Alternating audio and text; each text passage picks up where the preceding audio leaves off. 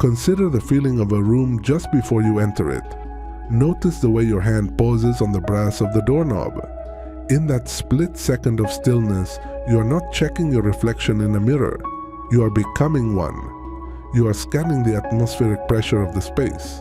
You are measuring the invisible currents of tension or grief or expectation that hang in the air like dust motes in a beam of light. By the time you cross the threshold, your face has already shifted. Your posture has recalibrated. You have donned the suit that the room requires of you. You have spent your life as an expert in the art of disappearance. You move through the world with a terrifying degree of grace because you have learned how to provide everyone with exactly what they need to see. When people look at you, they do not see you. They see a refined, polished version of their own desires. They see a listener who never interrupts. They see a pillar that never leans. They see a calm that they themselves cannot achieve.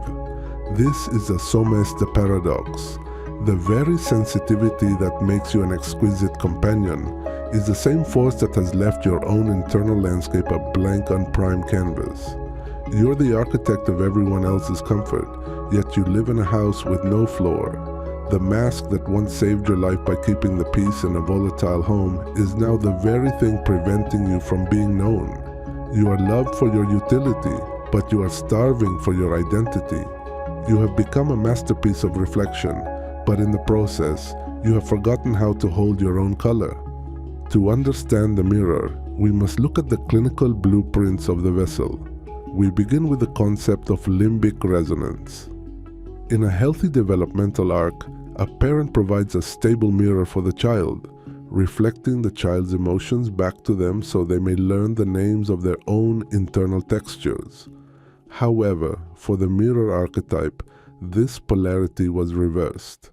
You became the emotional regulator for the adults in the room.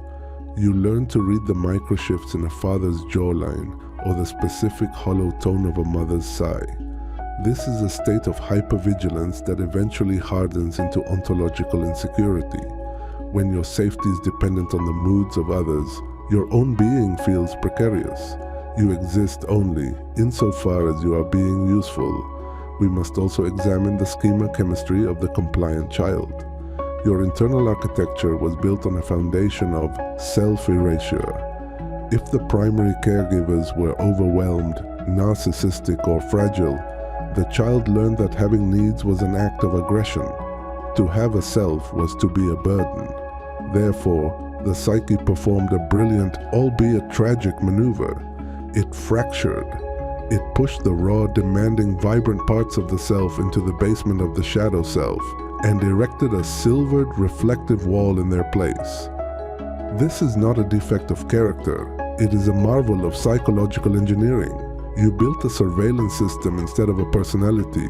You learned the strata of social expectation before you learned the marrow of your own desires. Your identity was not grown, it was negotiated. You became a vessel that holds the water of others, never realizing that the vessel itself is made of precious, breakable clay. Carl Jung once remarked that the greatest burden a child must bear is the unlived life of the parents. For the mirror, this burden is the primary material of their existence. You did not just live your life, you lived the life that kept your environment stable. This is the invisible grief of the high-functioning reflective. There is a profound sorrow in being perfectly understood by everyone while feeling that no one has ever actually met you.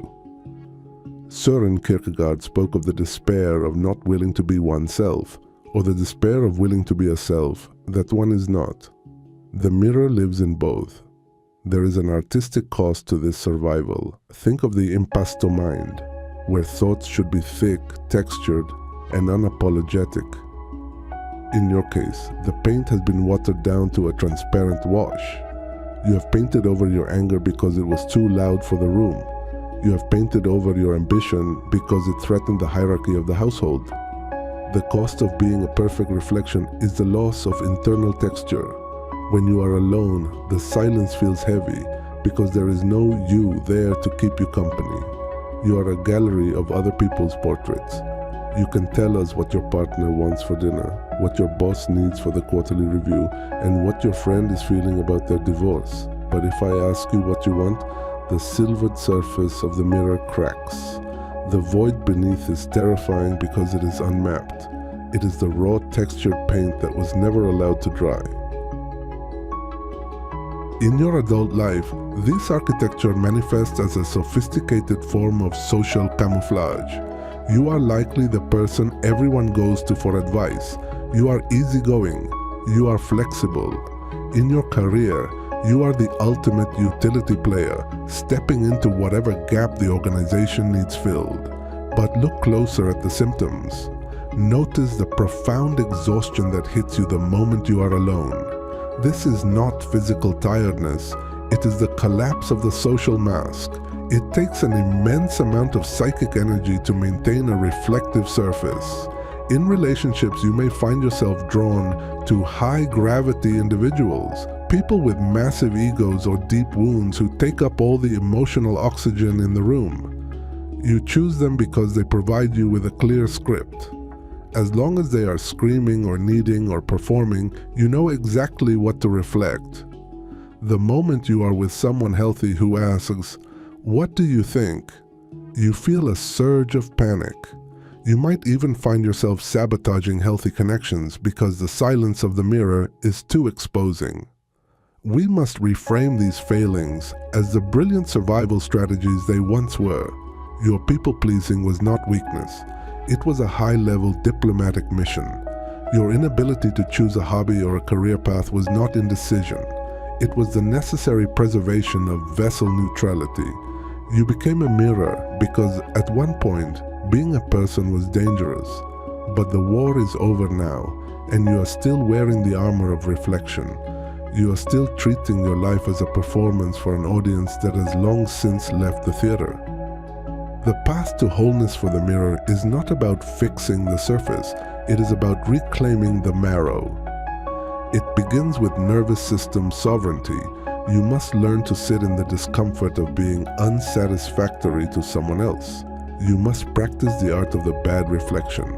This means letting someone be disappointed. It means letting a room stay tense without rushing to smooth the edges.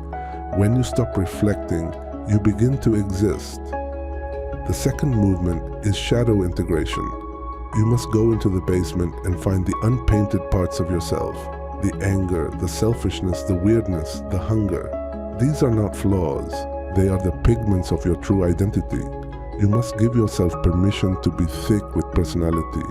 You must trade the silvered glass for the textured impasto of a real life. This is the process of reparenting the inner artist, where you finally give the child the permission to be loud, to be messy, and to be entirely unnecessary to the comfort of others. Integration is the realization that you are not the image in the glass, and you are not the glass itself. You are the hand that holds the brush. You are the consciousness that chooses which colors to lay down on the canvas. It will feel heavy at first. It will feel selfish. It will feel like a fracture. But a mirror that breaks is simply a collection of shards that can finally be melted down and forged into something solid. As Friedrich Nietzsche wrote, "At bottom, every man knows well enough that he is a unique being, only once on this earth, and by no extraordinary chance will such a marvelously picturesque piece of diversity and unity as he is ever be put together a second time. You were never meant to be a reflection of the world. You were meant to be a contribution to it. We are not here to be fixed, we are here to become whole."